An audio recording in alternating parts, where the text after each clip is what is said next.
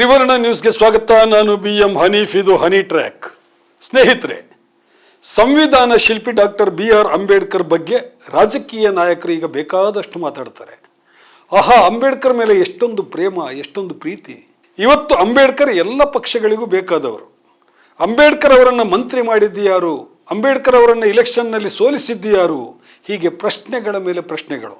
ಅಂಬೇಡ್ಕರ್ ಅವರನ್ನ ಮಂತ್ರಿ ಮಾಡಿದ್ದು ಕಾಂಗ್ರೆಸ್ ಅಂತ ಕಾಂಗ್ರೆಸ್ ನಾಯಕರು ಹೇಳ್ತಾರೆ. ಅದೇ ರೀತಿ ಅಂಬೇಡ್ಕರ್ ಅವರನ್ನ ಮೊದಲು ಮಂತ್ರಿ ಮಾಡಿದ್ದು ಕಾಂಗ್ರೆಸ್ ಅಲ್ಲ, ಬ್ರಿಟಿಷರು ಅಂತ BJP ನಾಯಕರು ಹೇಳ್ತಾರೆ. ಅವರಿಗೆ ಕಾಂಗ್ರೆಸ್ ಮೇಲೆ ಪ್ರೇಮ, ಇವರಿಗೆ ಬ್ರಿಟಿಷರ ಮೇಲೆ ಪ್ರೇಮ.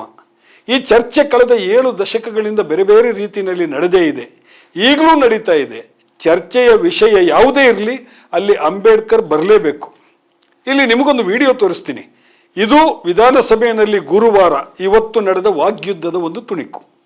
ಅಲ್ಲಿ ಚರ್ಚೆ ನಡೀತಾ ಇದ್ದದ್ದು ದ್ವೇಷ ಭಾಷಣ ಮಸೂದೆಯ ಬಗ್ಗೆ. ಆದರೆ ಅಲ್ಲೂ ಅಂಬೇಡ್ಕರ್ ನುಸುಳಿ ಬರ್ತಾರೆ. ಮೊದಲು ಆ ವಿಡಿಯೋ ನೋಡಿ. ಅಲ್ಲ, ತರ್ತಕ್ಕಂಥ ಬಿಲ್ ಎಷ್ಟು ನಿಮಿಷ ಕೊಟ್ಟರು ಅವರು ಏಟ್ ಮಾಡಿದ್ರ ಅವ್ರ ಹತ್ರ ವಿರೋಧ ಪಕ್ಷದ ನಾಯಕರು ಇಡೀ ದೇಶದ ಅಭಿವೃದ್ಧಿಯೇ ಸುರೇಶ್ ಕುಮಾರ್ ಅವರೇ, ಮಾಧವಪುರ ಅವರೇ, ಗೊತ್ತಾ ನಿಮ್ಗೆ ಸೋಲ್ಸಿದ್ ಯಾರು ಗೊತ್ತಾ? ಅಂಬೇಡ್ಕರ್ಗೆ ಎಲೆಕ್ಷನ್ ಏಜೆಂಟ್ ಆಗಿದ್ದು ದತ್ತೋಪಂತ ತೇಂಗಡಿ ಅಂತ.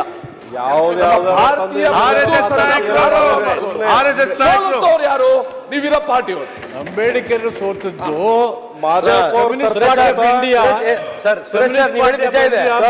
ಅವರೊಂದು ಪೊಲಿಟಿಕಲ್ ಪಾರ್ಟಿ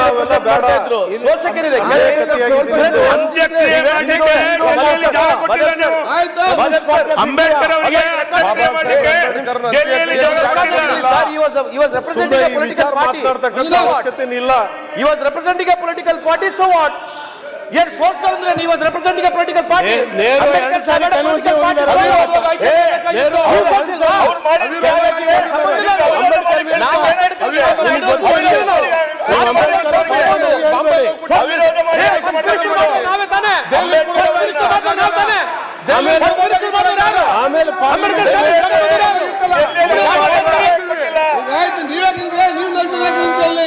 ಮಾಡೋದೆಲ್ಲ ಅವರಿಗೆ ಜಾಗ ಕೊಟ್ಟಿಲ್ಲ.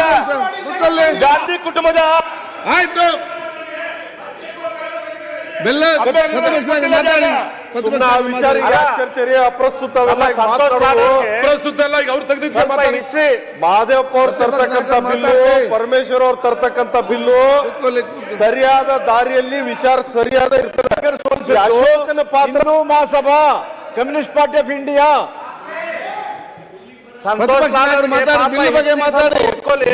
ಮಾತಾಡಿ ಇವರ ಬಿಲ್ ಬಗ್ಗೆ ಬಿಟ್ಟು ನೀವೇನೆಲ್ಲ ಮೊದಲ ಮಂತ್ರಿ ಮಾಡಿದ ಕಾಂಗ್ರೆಸ್ ಪಾರ್ಟಿ ಮತ್ತೆ ಚರ್ಚೆ ಎಲ್ಲರಿಗೂ ಗೊತ್ತಿದೆ.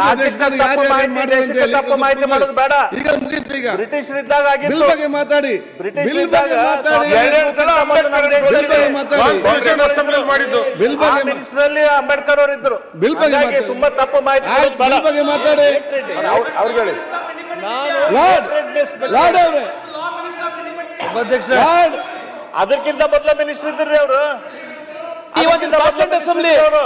ಅಸೆಂಬ್ಲಿ ಬೆಂಗಾಲಿಂದ ಬರ್ತಾರೆ.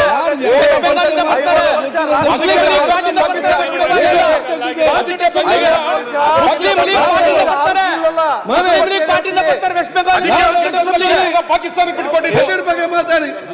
ಮಾಜಿ ಸ್ಪೀಕರ್ ರಮೇಶ್ ಕುಮಾರ್ ಅವರು ಇದೇ ಏನ್ ಹೇಳಿದ್ರು ಗೊತ್ತಾ? ವಿಡಿಯೋ ನೋಡಿ, ಆ ವಿಡಿಯೋ ನೋಡಿ. ಒಂದ್ ನಿಮಿಷ ಅಶೋಕಣ್ಣ ಪರವಾಗಿ ಒಂದ್ ನಿಮಿಷ, ಒಂದೇ ನಿಮಿಷ ಬಿಲ್ ಬಗ್ಗೆ ಸಭಾಧ್ಯಕ್ಷರೇ ಕೇಳಿಸ್ಕೊಂಡ್ರಲ್ವಾ? ನಿಜಕ್ಕೂ ಅಂಬೇಡ್ಕರ್ ಅವರನ್ನ ಮಂತ್ರಿ ಮಾಡಿದ್ದು ಯಾರು? ಬ್ರಿಟಿಷರ ಅಥವಾ ಕಾಂಗ್ರೆಸ್? ಅಂಬೇಡ್ಕರ್ ಅವರನ್ನ ಮಂತ್ರಿ ಮಾಡಬೇಕು ಅಂತ ಬ್ರಿಟಿಷರ ಮೇಲೆ ಒತ್ತಡ ಹೇರಿದವರು ಯಾರು? ಅಂಬೇಡ್ಕರ್ ಕಾನೂನು ಮಂತ್ರಿಯಾಗಿ ಹಿಂದೂ ಕೋಡ್ ಬಿಲ್ ಅನ್ನ ಮಂಡಿಸಿದಾಗ ಹಿಂದೂ ಮಹಾಸಭಾದವರು ಏನ್ ಮಾಡಿದ್ರು? ಅವರೇಕೆ ಆ ಮಸೂದೆಯನ್ನ ಖಂಡ ತುಂಡವಾಗಿ ವಿರೋಧಿಸಿದ್ರು? ಕೊನೆಗೆ ಅಂಬೇಡ್ಕರ್ ತಂದಂತಹ ಹಿಂದೂ ಕೋಡ್ ಬಿಲ್ನ ಗತಿ ಏನಾಯ್ತು? ಈ ಎಲ್ಲವನ್ನು ಪಿನ್ ಟು ಪಿನ್ ಆಗಿ ಹೇಳ್ತೀನಿ. ಅದಕ್ಕೂ ಮುನ್ನ ಒಂದು ಮಾತು, ನೀವಿನ್ನೂ ನಮ್ಮ ಚಾನೆಲ್ ಅನ್ನು ಸಬ್ಸ್ಕ್ರೈಬ್ ಮಾಡಿಲ್ಲ ಎಂದಾದಲ್ಲಿ ಈಗಲೇ ಸಬ್ಸ್ಕ್ರೈಬ್ ಮಾಡಿ ಈ ವಿಡಿಯೋವನ್ನು ಪೂರ್ತಿಯಾಗಿ ನೋಡಿ.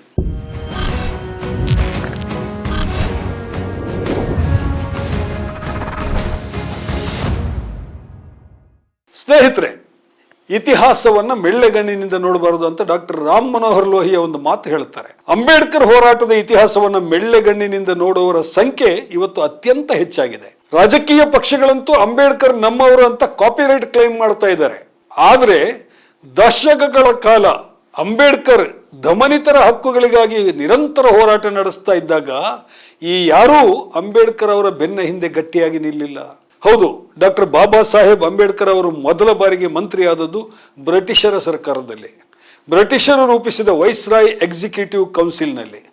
ಅದು 1942 ಜುಲೈ 20ನೇ ತಾರೀಕು. ಬ್ರಿಟಿಷರ ಈ ವೈಸ್ರಾಯ್ ಎಕ್ಸಿಕ್ಯೂಟಿವ್ ಕೌನ್ಸಿಲ್ ಅದಕ್ಕೂ ಮುಂಚೆಯೇ ಜಾರಿಯಲ್ಲಿತ್ತು.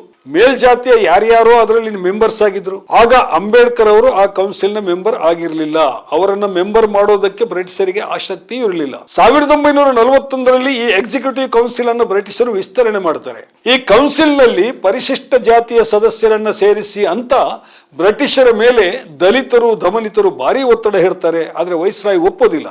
ಡಾಕ್ಟರ್ ಅಂಬೇಡ್ಕರ್ ಮತ್ತು MC ರಾಜಾ ಅವರ ನೇತೃತ್ವದಲ್ಲಿ ಆಗ ಪ್ರತಿಭಟನೆ ಕೂಡ ನಡೀತದೆ. 1942ರಲ್ಲಿ ಭಾರತದ ಮುಂದಿನ ಸಂವಿಧಾನದ ಕುರಿತು ಚರ್ಚಿಸೋದಕ್ಕೆ ಕ್ರಿಪ್ಸ್ ಮಿಷನ್ ಸಭೆ ಮಾಡುತ್ತೆ. ಅಲ್ಲಿ ಮಾತುಕತೆ ಫೇಲ್ ಆಗುತ್ತೆ.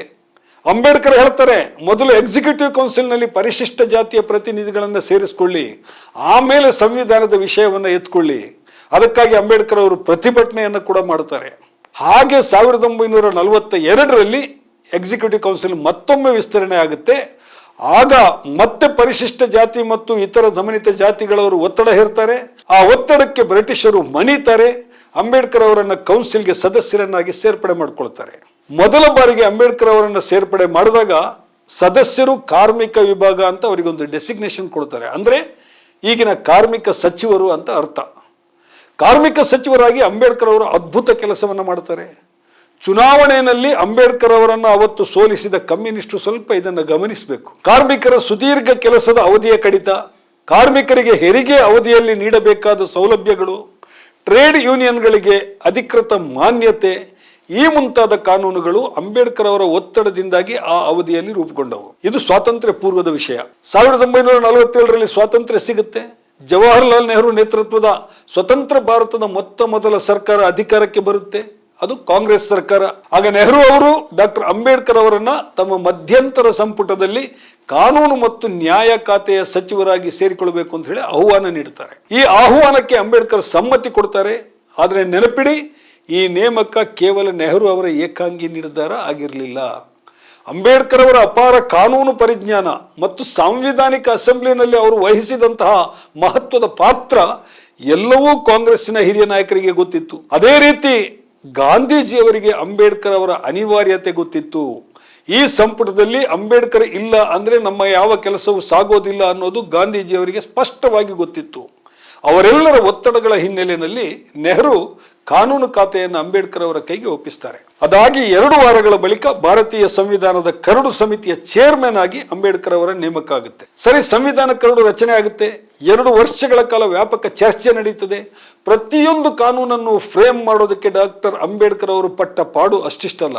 ಅದೆಲ್ಲವನ್ನು ಹೇಳ್ತಾ ಹೋದ್ರೆ ಈಗ ದೊಡ್ಡ ಧಾರಾವಾಹಿನೇ ಆಗುತ್ತೆ. ಇಲ್ಲಿ ಮುಖ್ಯವಾಗಿ ಈ ಒಂದು ವಿಷಯವನ್ನು ನಾನು ಹೇಳಬೇಕಾಗಿದೆ. ಅದು ಅಂಬೇಡ್ಕರ್ ಅವರು ಸಚಿವ ಸಂಪುಟಕ್ಕೆ ರಾಜೀನಾಮೆ ಏಕೆ ಕೊಟ್ಟರು. ನೆಹರು ಅವರ ಸಂಪುಟದಲ್ಲಿ ಅಷ್ಟೊಂದು ಪ್ರಭಾವಶಾಲಿಗಳಾಗಿದ್ದಂತಹ ಅಂಬೇಡ್ಕರ್, ಅನಿವಾರ್ಯವಾಗಿದ್ದಂತಹ ಅಂಬೇಡ್ಕರ್ ರಾಜೀನಾಮೆ ಕೊಡೋದಕ್ಕೆ ಮುಖ್ಯ ಕಾರಣ ಹಿಂದೂ ಕೋಡ್ ಬಿಲ್. ಕಾನೂನು ಸಚಿವರಾಗಿ ಅಂಬೇಡ್ಕರ್ ಅವರ ಮೇಲೆ ಮಹತ್ವದ ಹೊಣೆಗಾರಿಕೆ ಹೊಂದಿತ್ತು. ಅದು ಭಾರತದಲ್ಲಿ ಇದ್ದಂತಹ ಲಿಂಗ ತಾರತಮ್ಯವನ್ನು ಹೋಗಲಾಡಿಸೋದು ಮತ್ತು ಸಾಮಾಜಿಕ ನ್ಯಾಯವನ್ನ ಎತ್ತಿ ಹಿಡಿಯೋದು. ಹಿಂದೂ ಪರ್ಸನಲ್ ಲಾ ಅನ್ನ ಅತ್ಯಂತ ಸಮಾನತೆಯ ಹಿನ್ನೆಲೆಯಲ್ಲಿ ಕ್ರೋಢೀಕರಿಸಿದ ಅತ್ಯಂತ ಆಧುನಿಕ ಮನೋಭಾವದ ಮಸೂದೆ ಹಿಂದೂ ಕೋಡ್ ಬಿಲ್. ಉತ್ತರಾಧಿಕಾರ, ಮದುವೆ, ದತ್ತು ಮತ್ತು ವಿಚ್ಛೇದಿತರಿಗೆ ಮಾಸಾಸನ, ಈ ಎಲ್ಲ ಅಂಶಗಳನ್ನು ಕೂಡ ಲಿಂಗ ತಾರತಮ್ಯ ರಹಿತವಾಗಿ ಅಂಬೇಡ್ಕರ್ ಆ ಕೋಡ್ ಬಿಲ್ ನಲ್ಲಿ ರೂಪಿಸಿದ್ರು. ಅದನ್ನ ಕಾನೂನು ಮಾಡಲು ಕೂಡ ಅಂಬೇಡ್ಕರ್ ಏಕಾಂಗಿ ಹೋರಾಟ ನಡೆಸಬೇಕಾಗಿ ಬಂತು. ಈ ಹಿಂದೂ ಕೋಡ್ ಬಿಲ್ ಅನ್ನು ಅತ್ಯಂತ ಉಗ್ರವಾಗಿ ಆಗ ವಿರೋಧ ಮಾಡಿದವರು ಯಾರು? ಕಾಂಗ್ರೆಸ್ಸಿನಲ್ಲಿದ್ದಂತಹ ಹಳೆ ತಲೆಗಳು ಮತ್ತು ಹಿಂದೂ ಸಂಪ್ರದಾಯವಾದಿ ಗುಂಪುಗಳು. ಈ ಹಿಂದೂ ಸಂಪ್ರದಾಯವಾದಿ ಗುಂಪಿನಲ್ಲಿ ಹಿಂದೂ ಮಹಾಸಭಾ ಇತ್ತು, RSSನ ನೋಂದಾಯಿತ ಘಟಕಗಳಿದ್ವು, ಸ್ವಾಮಿ ಕರಪತ್ರಜಿ ಮಹಾರಾಜ್ ಇದ್ರು.